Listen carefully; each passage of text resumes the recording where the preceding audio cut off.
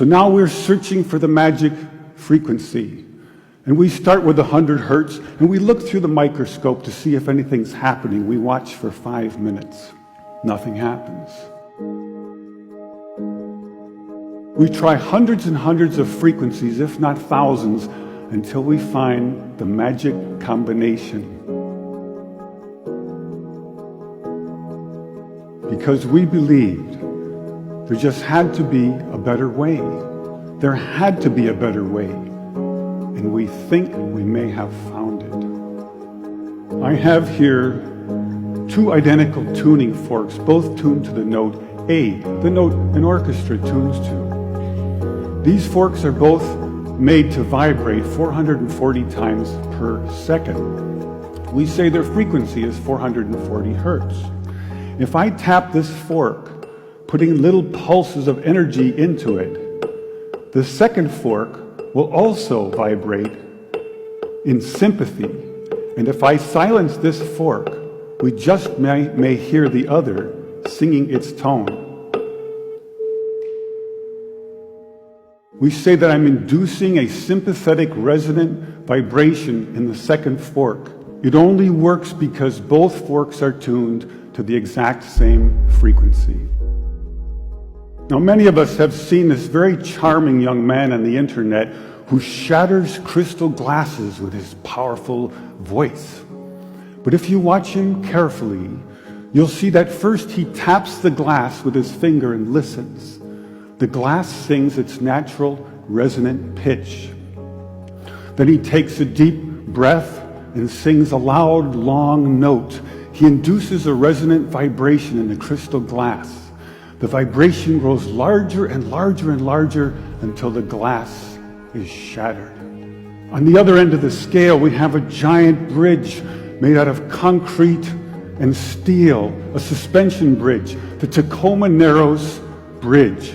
Cars and trucks and buses are going over it every day. And unfortunately, where they built this bridge, there was a steady wind blowing across it. And one day this wind induces a small vibration in the bridge, hardly noticeable. But the frequency of the vibration matches the resonant frequency of some part of the bridge. And the vibration gets larger and larger and larger until the bridge collapses into the river below. A destructive resonant frequency. So on one end of the scale, we have a giant concrete and steel bridge destroyed by resonance. And on the other, we have a small crystal glass shattered. So maybe we could shatter something even smaller. Something really small, something you would need a microscope to see. Maybe we could shatter a living microorganism. So maybe we could change a biological living liquid crystal with a special electronic signal. But in order to do that, we would need some kind of device. So we search the US patent database, and we find this invention by a physician, Dr. James Bear of Albuquerque, New Mexico.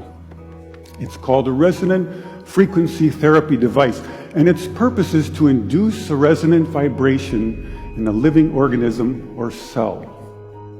If I put in, say, 100 hertz, out will come 100 pulses per second.